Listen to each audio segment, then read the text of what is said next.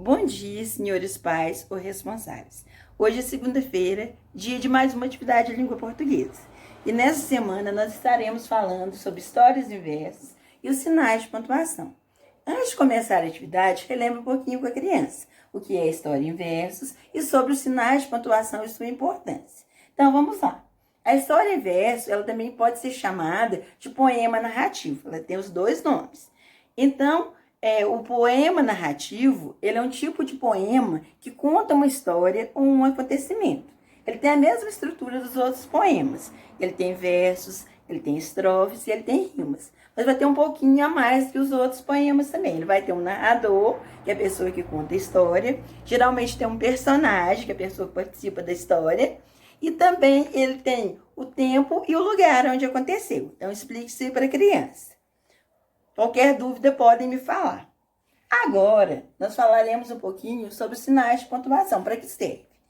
Para escrever uma frase, ou até mesmo para falar, a gente precisa de um sinal de pontuação, ou seja, uma entonação na voz. Porque senão a nossa frase vai ficar sem sentido. Então, vamos lá. Então, a gente encontra vários sinais de pontuação. O ponto final, que serve para indicar o final de uma frase ou afirmar. Por exemplo, eu estudo nesta escola, estou afirmando. O ponto de interrogação, que indica uma pergunta. Você estuda nessa escola? Está perguntando. Nós temos também o ponto de exclamação, que indica alegria, espanto, irritação, medo e tristeza. Como, por exemplo, ai, que susto! Estou exclamando, né? E temos também a vírgula, que serve para indicar uma pequena pausa na leitura, separar elementos em uma frase e também separar o nome do lugar da escrita de datas, como, por exemplo, Oliveira, por exemplo, 12 de julho de 2020, nós estamos separando a data. Ou então, posso dar mais um exemplo.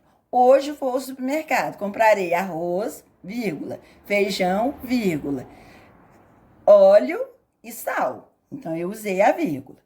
Temos também o ponto e vírgula, que indica uma pausa maior, né? Temos também os dois pontos, que são usados para fazer explicações sobre algo e para indicar uma relação, né?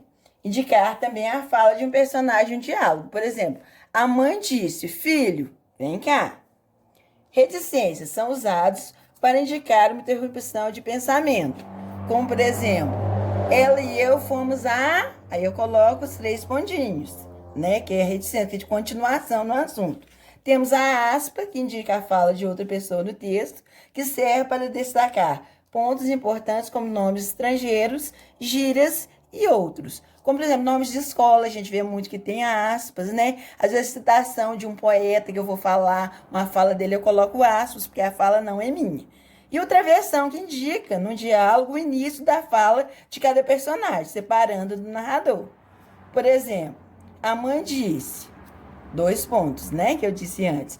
Travessão, venha cá, meu filho. Então, está indicando a fala da mãe. Deu para entender direitinho? Qualquer dúvida, vocês podem me ligar ou chamar no WhatsApp. Muito obrigada pela atenção. Um abraço a todos.